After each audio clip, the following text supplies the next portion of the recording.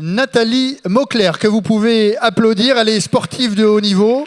Elle a remporté 2 fois la Diagonale des Fous à La Réunion, championne du monde de trail en 2013 et 2015 et vainqueur de l'Ultra Trail du Mont Blanc en 2015. Je vous laisse prendre place sur le tapis, pourquoi pas. Et puis avec elle, elle est accompagnée de Guillaume Millet. Je vous demande d'applaudir également, physiologiste du sport à l'université de Saint-Étienne et lui aussi ultra trailer, ex-ultra trailer. Il a terminé 3 fois dans le top 6 de l'UTMB, l'Ultra Trail du Mont Blanc, pour ceux qui connaissent. Et ce soir, eh bien, vous êtes donc bien placés l'un et l'autre pour répondre à cette question, jusqu'où notre corps peut-il aller dans des cas extrêmes de fatigue. Vous l'avez vécu, on l'a dit, à travers plusieurs courses. Guillaume, quelles sont-elles, ces courses? On va les découvrir. Ladies first, Donc, je vais laisser Nathalie commencer. Donc moi j'ai fait 2 fois la Diagonale des Fous, donc c'est la traversée de l'île de la Réunion, ou l'UTMB que j'ai gagné en 2015, que j'avais aussi couru en 2013. Donc ça c'est des distances qui font 170 km, un peu plus de 10 000 mètres de dénivelé positif et négatif. Il ne suffit pas de monter, il faut aussi redescendre. Mais Guillaume, tu en as fait des encore plus longues, toi. Oui, alors j'ai fait aussi l'UTMB, effectivement. Alors, pas aussi avec les mêmes résultats que toi, mais j'ai couru cette épreuve assez magique. Et je me suis risqué, effectivement, une fois sur une épreuve encore plus longue, qui est celle que vous avez à l'écran. Donc, c'est 2 fois l'UTMB en distance et 2 fois et demi en dénivelé. Donc là, on est sur des formats de 330 km et 24 000 mètres de dénivelé. Alors, avec, voilà, vous voyez, quelques montées et quelques descentes. Avant d'aller plus loin, j'ai envie de vous demander, parce que je pense que c'est ce que les gens de l'Assemblée se demandent aussi, qu'est-ce qui vous pousse à faire ça, l'un et l'autre? Un peu comme Armel, hein, le dépassement de soi, aller chercher des ressources au fond de soi, se prouver qu'on est capable, la beauté des paysages, enchaîner le rythme jour-nuit tout en étant dans une activité qui me plaît. Et c'est des moments parfois difficiles, mais aussi beaucoup de plaisir. Guillaume ? Oui, c'est ça, c'est vivre des moments extraordinaires au sens propre du terme. Et on va revenir sur le mot justement extraordinaire un petit peu plus dans l'exposé. Donc c'est vraiment dans le sens de sortir de sa vie quotidienne et faire des choses qui nous marquent et qui nous mettent un peu des étoiles plein les yeux pendant quelques jours au moins. Donc ce qui veut dire que, si je comprends bien, ces courses sont réservées à une élite, ou elles peuvent être effectuées par monsieur tout le monde? Alors effectivement, on pourrait se dire, alors la raison pour laquelle on a amené ce tapis roulant sur la scène, c'est d'une part parce qu'il est tard et on voulait que vous soyez sûr que vous ayez un peu d'animation pour pas que vous vous endormiez. Et l'autre raison, c'est parce que ces chiffres finalement qu'on a mis ici, donc 10 000 mètres par exemple, on va prendre l'épreuve la plus commune, plus connue en tout cas en France, qui est l'UTMB, je pense que tu seras d'accord avec moi, Nathalie. 10 000 mètres de dénivelé. Donc là, on a mis Nathalie qui marche à 5 km/h, donc c'est quand même un bon pas, comme vous le voyez. Et alors, c'est pas très spectaculaire, vous voyez pas forcément très bien, mais elle est quand même à une pente de 12%. Donc ça fait une montée quand même, voilà, une belle petite montée. Et donc 10 000 mètres de dénivelé à 5 km/h, à votre avis, pour gravir ces 10 000 mètres de dénivelé, combien de temps elle devrait marcher? En continu, sans s'arrêter. On va aller voir dans la foule, justement. Est-ce qu'il y en a qui savent? Je vais descendre. Ah, la dame, elle a rigolé, là, donc peut-être qu'elle sait, non? Je vais aller la voir. Alors, soit vous êtes très fort en maths, Madame, vous avez le temps, je vous ai laissé le temps du calcul. Hein. 10 heures. Ouais, 10 heures, Guillaume? Un petit peu. Un petit peu plus, mais vous n'étiez pas loin. Hein. On peut l'applaudir, s'il vous plaît, parce que c'est pas mal. C'était rapide, hein, ça calcule vite. Donc à cette vitesse, je vais vous donner la solution. On ne va pas passer la soirée là-dessus. C'est 16 heures et 45 minutes exactement, sans s'arrêter, qu'il faudrait qu'elle marche. Donc si vous n'avez pas séché les cours de maths, vous êtes capable de calculer du coup pour 24 000 mètres de dénivelé, donc c'est 2 fois et demi plus. C'est donc pour grimper 24 000 mètres, il lui faudrait donc 40 heures de suite de marcher à ces vitesses. Bon, c'est quand même 3 fois l'Everest, mais donc voilà, ça donne un petit peu une idée. Donc pour revenir à ta question, Olivier, est-ce qu'il faut être des surhommes et des surfemmes? Ben évidemment, regarde-nous, hein, on est des... Voilà, non, évidemment que non. Et c'est la deuxième raison pour laquelle on a mis ce tapis roulant. Donc on va te remettre à zéro, de pente. Voilà. Donc on va la redescendre à plat. Et on peut se dire, effectivement, par exemple, l'UTMB, 170 km, en gros, c'est 4 marathons à la suite. Donc si on dit 4 marathons à la suite, on se dit, ouais, effectivement, il faut être un surhomme pour faire ça. Ou si on fait le Tour des Géants, eh bien, c'est 8 marathons à la suite. Donc, on rappelle, 42 km 120 pour un marathon. Hein. Voilà, 195, c'est très précis. 195 pour être précis. Donc là, elle va être à 0% de pente. Et donc sa vitesse de course, Nathalie, alors elle a fait à la fois l'UTMB, elle a aussi fait des performances assez étonnantes sur marathon, 2h49, hein, tu me disais. Donc je ne vais pas vous faire encore des maths, mais les vitesses de course, c'est ça. 6,7 km/h pour l'UTMB et 15 km/h pour le marathon. Alors pour vous donner une idée de ce que c'est, là on est à combien là, on est à 6. On est à 6. Donc le cobaye Nathalie, voilà. Allez c'est parti, 15 km/h. Voilà. Donc c'est 6,7, ouais, c'est encore entre la marche, là tu as envie de trottiner, de marcher. Ça, on est vraiment à la limite. C'est 6,7 là. Voilà, ça c'est sa vitesse sur l'UTMB. Alors c'est trottiner vraiment tout doucement. Alors évidemment il y a de la montée et de la descente. Ouais. Parce que là, je peux marcher à bon pas. On hésite. Qu'est-ce que vous préférez, Nathalie, justement? Courir ou marcher? Trottiner, c'est plus facile, en fait. Ouais. Surtout sur un tapis. Ouais. Oui, voilà. C'est ça. Donc, OK, c'est peut-être 4 marathons, mais c'est à cette vitesse qui, alors peut-être pour certains d'entre vous, et moi en ce moment, c'est déjà un effort pas si anodin, mais pour Nathalie, c'est vraiment...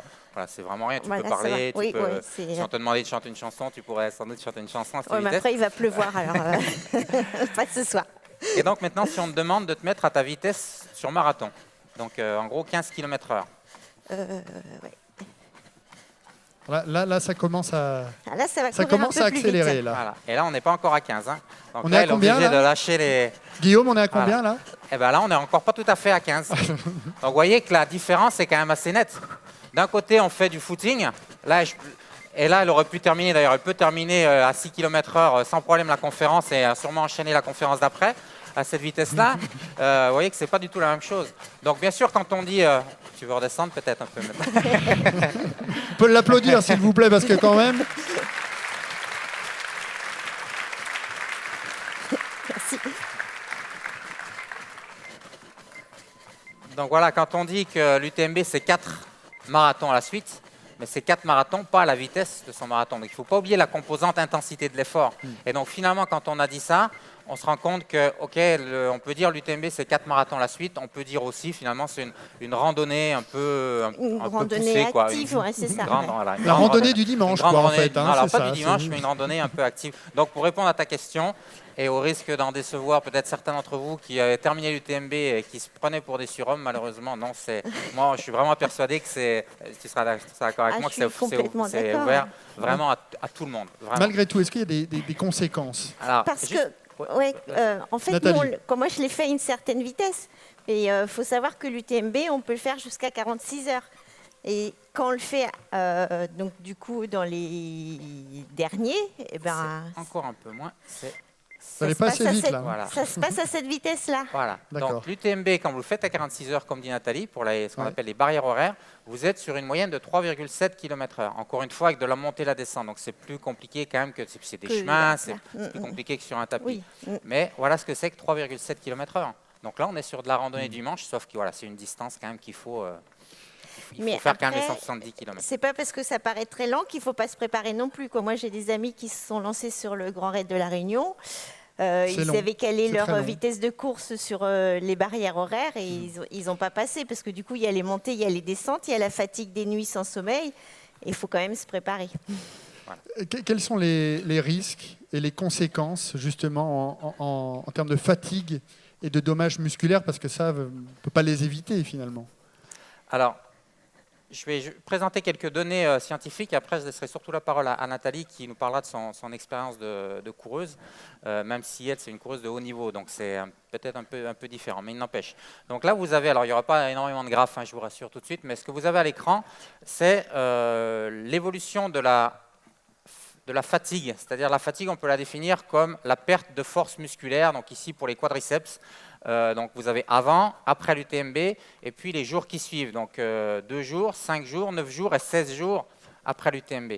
Donc la première indication, c'est qu'effectivement, vous avez une fatigue importante. Vous perdez 35%. Certains sujets ont perdu 50-60% de leur force. Donc il y a vraiment une très grande fatigue. Donc on peut se dire, oui, c'est un effort extrême parce qu'on perd 50% ou 40% de sa force.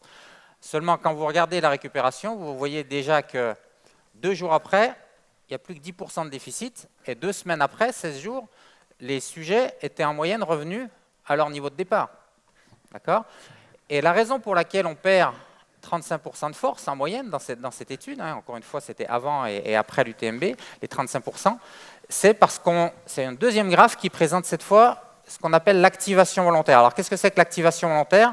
En fait, la fatigue, c'est, contrairement à peut-être ce que vous aviez en tête, ce n'est pas seulement les muscles.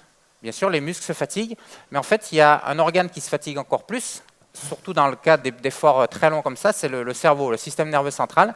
Et donc l'activation volontaire, c'est la capacité du cerveau à commander ses muscles, à envoyer des influx nerveux aux muscles pour recruter l'ensemble du muscle. Et là, vous voyez qu'immédiatement après la course, cette activation volontaire diminue de 20%, c'est-à-dire que ça expliquait une grande partie de la fatigue totale. Donc en fait, cette fatigue centrale, enfin cette capacité à activer les fibres musculaires complètement, elles récupèrent tout de suite.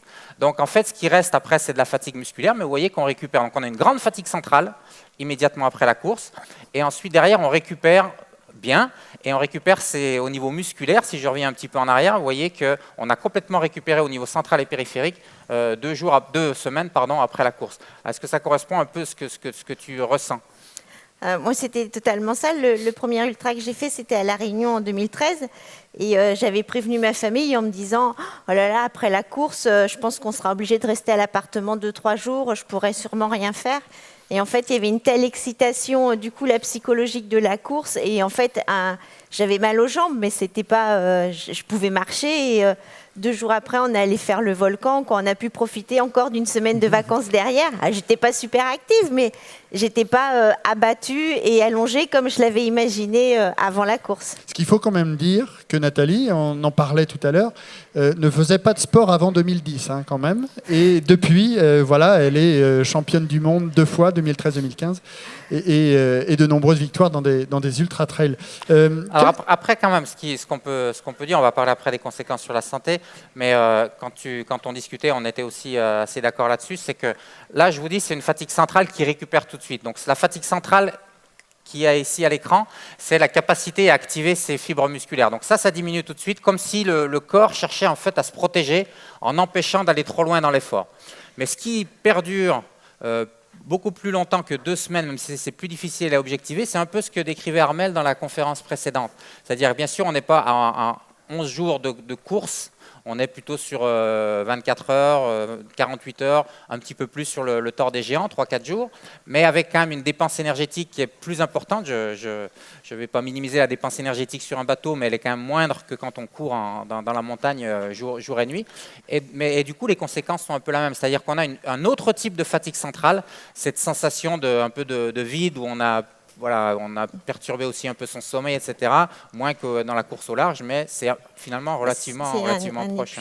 Oui, c'est ça, c'est un épuisement global, oui, et avoir besoin de se poser un peu avant de repartir parce que... Les fameuses micro-siestes, hein, comme font les skippers, justement. C'est ça, hein. Ouais. Oui, c'est plus parce qu'on rentre, on reprend la vie du quotidien, on retourne au travail, mais on sent que c'est quand même un peu plus lent. Le cerveau, il y a une fatigue... J'ai du mal à trouver le mot précis, mais un peu un épuisement, quoi. Pas l'épuisement complètement, mais on sent qu'on a été chercher des ressources profondes en soi, quoi. Fatigue globale, quoi, on peut dire. Oui, c'est ça. C'est un des risques, justement, de vouloir dépasser ses limites. C'est d'aller trop loin. Et quels sont-ils, justement, ces risques ? Oui, alors, on a effectivement un certain nombre de risques. Hein. On est là sur une conférence où on va parler de flirter avec ses limites, d'essayer de dépasser ses limites. Moi, je pense qu'on ne les dépasse jamais parce que, en tout cas, si on est en vie, c'est qu'on n'a pas complètement dépassé ses limites. Ça, c'est mon avis. Il n'empêche qu'il existe quand même un certain nombre de risques. Et je vous ai mis à l'écran un certain nombre de risques, à la fois pour l'ultra-trail et le marathon. Et donc, déjà, ce que vous pouvez voir, c'est que c'est extrêmement dangereux en ultra. Et puis aucun risque en marathon. Il y a des risques qui ne sont pas les mêmes, il y a des risques dans les disciplines plus courtes également. Et on pourrait commencer sur l'ultra trail par les risques qui sont liés à l'environnement. À la différence du marathon qui va se courir dans les villes, effectivement, l'ultra trail peut se dérouler dans des ultramarathons. Alors moi, j'ai pas l'expérience des ultramarathons dans le désert, j'ai fait des ultramarathons en montagne. Tu peux peut-être nous parler un peu, toi tu as un peu cette expérience aussi des ultramarathons type marathon des sables. Oui, alors le marathon des sables, c'est 250 km en 6 étapes, donc en 6 jours, en autonomie alimentaire, quoi. En fait, on part le lundi matin et on a tout ce qu'il nous faut pour la semaine, nourriture, change, et l'organisation nous fournit l'eau et la tente qui est assez sommaire. Et en fait, c'est réussir à enchaîner les étapes, réussir à courir dans la chaleur, mais aussi à supporter le froid la nuit parce que du coup, on n'a pas forcément très chaud, quoi.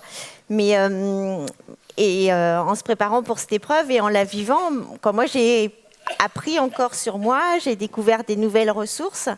Et c'est un nouveau défi que j'ai pu surmonter, quoi. En même temps, est-ce que tu seras d'accord pour dire qu'on ne se met pas vraiment en danger? On peut dire qu'on va courir dans la montagne quand on fait l'UTMB, on va courir dans le désert, mais ce qu'il faut bien avoir à l'esprit, c'est que ce sont sur des parcours qui sont balisés, avec des secours qui sont là. Donc c'est une mise en danger qui est vraiment très factice. C'est parce que vous l'avez fait. Je ne sais pas s'il y a des gens qui ont fait un ultra trail, mais c'est les questions qu'on se pose justement. Oui, mais c'est juste les choses objectives. On peut jouer à se faire peur, jouer à se mettre en danger. La réalité, c'est qu'on ne se met pas en danger comme quand on va faire une course au large. Ça n'a absolument rien à voir, évidemment. Nathalie ? Moi, je dis que je cours, quoi, je vis mon aventure, mais en fait, c'est une aventure en sécurité, parce qu'effectivement, c'est balisé et qu'il y a des secours. Et par contre, je ne me verrais pas un matin prendre ma carte, ma boussole et me dire, allez, je traverse les Alpes comme ça. Là, pour moi, je me mettrais en danger, parce que je ne saurais pas forcément m'orienter, avoir de l'eau, tout ça, alors que là, il y a des ravitaillements, je sais que je pourrais m'alimenter, quoi. Tout est structuré et organisé en amont. Donc, vous me racontiez, dit, Guillaume, que par moment, on partait un petit peu sur une course, marchez plus trop droit au bout d'un moment. Oui, alors ça, c'est effectivement le dernier point des risques. Je vais revenir dessus dans 2 minutes. C'est la privation de sommeil. Mais toujours sur l'environnement, il n'empêche, même si c'est sécurisé, etc., il n'empêche que ça reste de la montagne quand on passe à 2500 mètres, 3000 mètres, et que les risques, ils existent, mais ils n'existent pas. Ils ne sont pas inhérents à l'ultra-trail. Ils sont inhérents à si vous allez randonner à cette altitude-là et que vous êtes pris dans une tempête de neige, le risque est le même. Ensuite, il y a des risques qui sont quand même un petit peu plus spécifiques à l'ultra-trail. Effectivement, on va quand même relativement loin dans l'effort malgré tout, donc on peut déprimer un peu ses défenses immunitaires. Et puis, si on fait des choses qui sont j'allais dire, pas très intelligentes, par exemple, prendre des anti-inflammatoires ou des antidouleurs, en particulier les anti-inflammatoires, là, pour le coup, on peut mettre un petit peu en danger ou même franchement en danger son rein.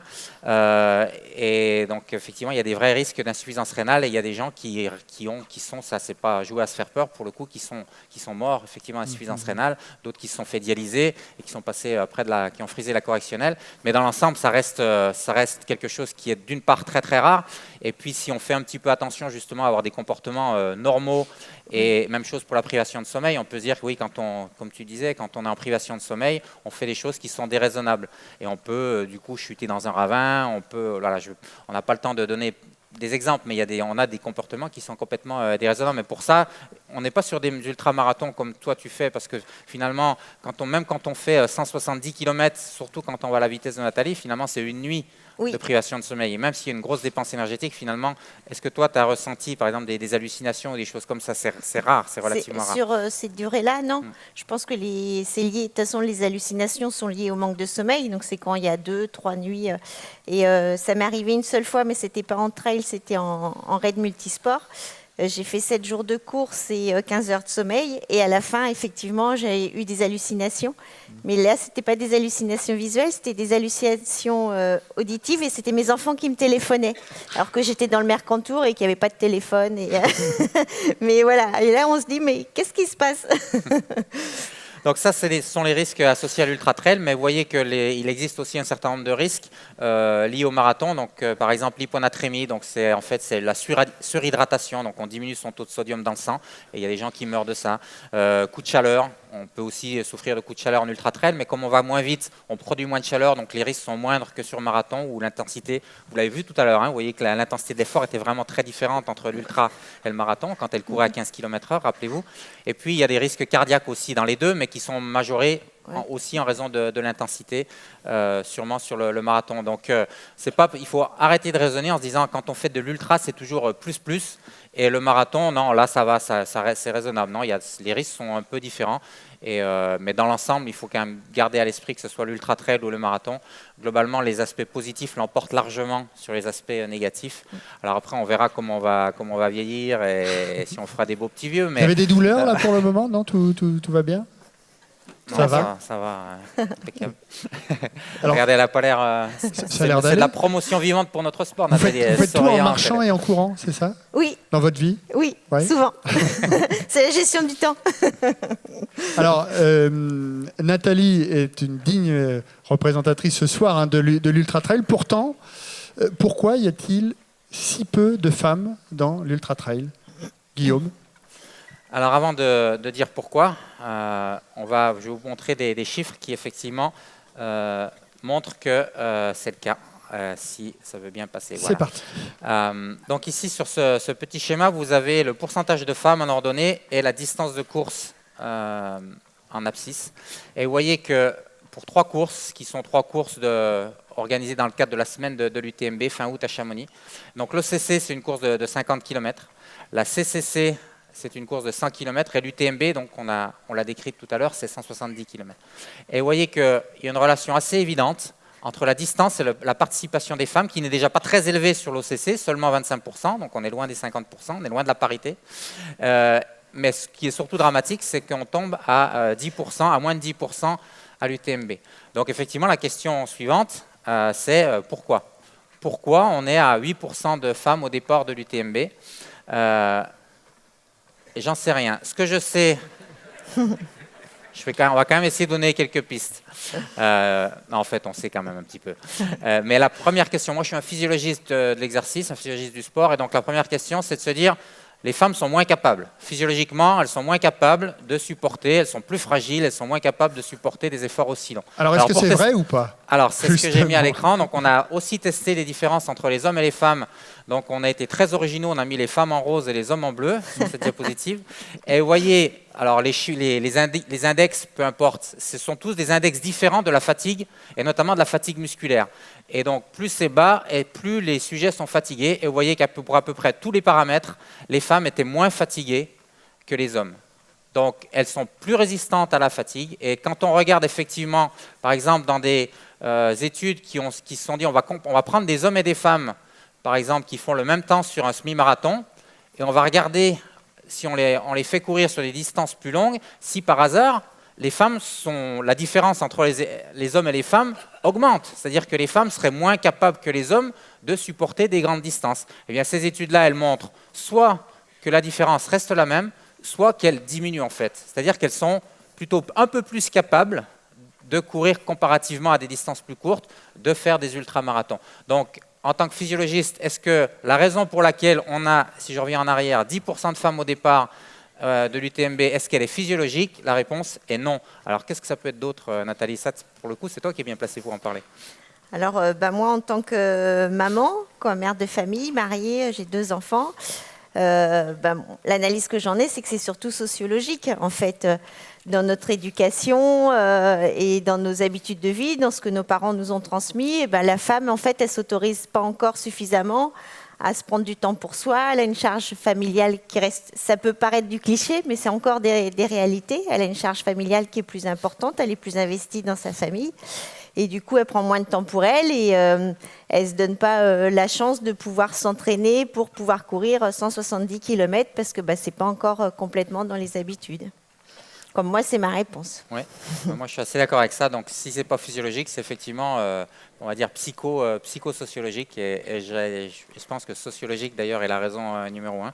La raison, c'est que c'est simplement quand même plus compliqué encore aujourd'hui d'être une femme que d'être un homme hein, dans la société. Je pense que c'est aussi simple que ça. Et puis, on a sûrement un manque de confiance en nous, quoi, où on ne s'autorise pas à se dire je suis capable, pourquoi j'irais pas faire un 170 km si j'en ai l'envie, quoi.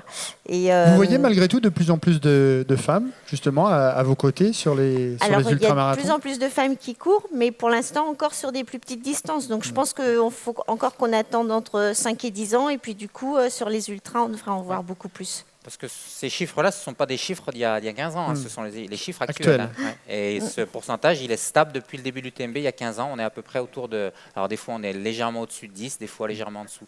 Mais globalement, on est à peu près à 10%, ce qui est vraiment, vraiment extrêmement peu. Alors, juste pour rebondir quand même là-dessus, quand je vous ai dit tout à l'heure, effectivement, ce graphique, il montre que les femmes sont plus résistantes à la fatigue. Ça, c'est une interprétation. Effectivement, elle est possible. Alors, il y a une autre interprétation possible, et j'aimerais bien ton avis là-dessus, c'est de se dire, si elles sont moins fatiguées à l'arrivée, c'est peut-être pas qu'elles sont plus résistantes à la fatigue, ça peut être aussi qu'elles se préservent un petit peu plus, qu'elles se protègent, qu'elles se rentrent moins dedans, on va dire. Les sportifs diraient volontiers ça. Est-ce que tu es d'accord avec ça? Est-ce que tu penses que les femmes se protègent ou pas? Là, je ne suis pas sûr qu'on soit d'accord. Vas-y, dis-moi ce que tu en penses. Si, je pense qu'il y a une part de ça. En fait, c'est que les hommes et les femmes, on n'a pas la même approche de la course. Les gars, ils partent pleine balle, ils sont pressés d'arriver, donc ils se précipitent un peu. Et nous, on est un peu plus... On se dit que, vu qu'on est des femmes, on a moins de capacité, donc on doit ménager un petit peu notre monture, comme on dit. Et du coup, on part plus tranquillement. Moi, c'est ce qui m'arrive sur... toutes mes courses quasiment, puis au bout une fois que j'en ai fait la moitié ou les 2/3, en fait je commence à regagner des places sur les hommes, et puis eux ils sont partis pleine balle, donc ils sont fatigués, ils vont moins vite, et moi vu que j'ai gardé la même vitesse, j'arrive je termine à la même vitesse. Donc du coup, je commence à regagner des places. Et maintenant que je suis quand même assez connue, ce qui est rigolo, c'est les gars qui disent de toute façon, on savait bien que tu allais y revenir. Et du coup, on t'attendait. Alors j'essaie de les remotiver, je leur dis allez, c'est pas fini, accroche. Alors des fois, ça marche, pas souvent, mais quelques fois, puis d'autres, des fois, ils me disent non, là, c'est pas possible, on te laisse passer. Vous êtes cruel, malgré tout. J'ai le souvenir d'un gars, je sais plus sur quelle course c'était, il me dit ça c'est sûr que je vais m'accrocher parce que tu m'as gratté la dernière fois et là je vais pas me laisser faire. Et effectivement, il s'est accroché, on a fait un bout de chemin ensemble, il est parti devant et je l'ai pas revu. Mais celui-là il m'a marqué parce que c'est plutôt une exception. Alors ce que tu nous dis là par contre, alors là je pensais qu'on allait peut-être pour la première fois et la seule fois qu'on ne serait pas forcément entièrement d'accord sur ce point-là, parce que en fait, ce que tu nous dis là, c'est finalement que les femmes sont plus intelligentes, ont une meilleure stratégie de course. Non, loin, là, pour le coup, je suis pas loin de partager cet avis. Par contre, ça ne veut pas dire qu'elles se préservent plus. C'est-à-dire qu'elles sont, elles le font de façon, elles répartissent leurs efforts de façon peut-être un petit peu plus. Elles se préservent au départ, mais finalement, une fois la ligne d'arrivée franchie, est-ce que tu penses vraiment que les femmes ont un mental plus faible que les hommes? Moi, je pense. Là, c'est un peu la même chose que pour les aspects physiologiques, qu'elles sont soit au moins autant capables que les hommes de se faire mal, voire plus. Moi, j'ai quelques exemples. Alors, c'est pas du tout, je vais poser la casquette de physiologiste et de scientifique, c'est vraiment quand je courais, d'avoir eu la chance de courir, notamment, tu parlais de raid multisport, j'ai aussi fait du raid multisport avant l'ultra, d'avoir couru avec une femme qui était championne du monde de triathlon à l'époque, et qui avait, sur une dernière étape d'un raid multisport en Chine, s'est mis dans un état pour nous suivre, qui était tout simplement, moi j'étais admiratif, j'aurais été incapable de faire la même chose. Donc je ne suis pas sûr que les femmes se préservent, et je pense qu'elles sont réellement un petit peu plus résistantes à la fatigue d'un point de vue musculaire. Et avec peut-être une approche de la compétition peut-être un peu différente aussi, quoi, dans la gestion de la compétition. Ouais, ça je suis d'accord. Il nous reste 3 petites minutes pour aller au bout de cette conférence. Un mot sur l'exemple chez les féminines. Yasmine Paris, elle a gagné en janvier 2019, tout récemment, un ultramarathon de 268 miles, ce qui fait à peu près 400 km. Est-ce que justement les femmes, sur la durée, finiront par battre les hommes, Guillaume? Alors je pense que j'ai été suffisamment gentil avec les femmes, il ne faut pas exagérer non plus. Donc là, on va parler de choses un petit peu plus objectives. La réponse est non. clairement. Ok, bon. La réponse est non. Ceci étant dit, là, la réponse est non si on prend le top des hommes et le top des femmes, quel que soit le sport et quelle que soit la durée, l'intensité, etc. Pour différentes raisons, les hommes seront toujours devant. Et je pense que ça sera comme ça jusqu'à tant que le monde sera monde. Et pour revenir sur les sports d'endurance, alors pourquoi elle a gagné, tout simplement. Ouais. Et c'est pas la seule, hein, puisque alors je sais pas si tu te rappelles, je sais pas si tu courais déjà encore, si tu courais déjà à l'époque. Corinne Favre, Ouais. qui est une Française, avait gagné par exemple la première CCC, donc 100 km. Pareil, elle avait battu tous les hommes. Lizzie Hawker a battu plus. Voilà, on a pas mal d'exemples quand même de femmes. Donc est-ce que c'est simplement qu'elles, oui, elles étaient meilleures, forcément, si elles ont gagné, mais je crois que simplement elles étaient meilleures parce que les hommes qui étaient au départ n'étaient pas forcément des hommes de très haut niveau. Mais ça ne veut pas dire. Non, mais c'est la vérité, c'est juste la vérité. Excusez-moi d'être objectif. Alors pourquoi elles battront jamais les hommes? Eh ben, pour des raisons physiologiques. Et dans le cas de la course à pied, il y en a deux principales. La première, c'est elles ont un peu plus de graisse. Alors ça se voit pas trop ce soir parce que moi je suis un peu plus gras que Nathalie, mais normalement c'est l'inverse. Normalement les femmes sont plus grasses que les hommes et donc ça leur fait du surpoids à porter.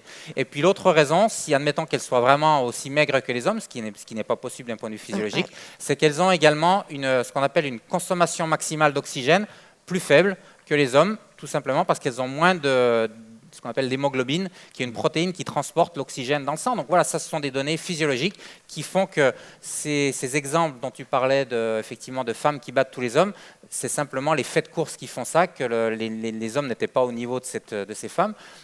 Mais d'un point de vue physiologique, les femmes ne battront jamais les hommes. Ceci étant dit, Nathalie, redis-moi combien tu as fait, par exemple, à la Diagonale des Fous. 12e. 12e au scratch. Classement général, oui. 2000 par temps, je crois, en Oui, gros, ouais. 2000 par temps. Donc, ça laisse quand même 1988 hommes derrière elle. Donc, quand on dit que les femmes ne battront pas les hommes, elles en battent quand même un certain nombre. Vous pouvez l'applaudir, les applaudir. Nathalie Mauclair et Guillaume Millet.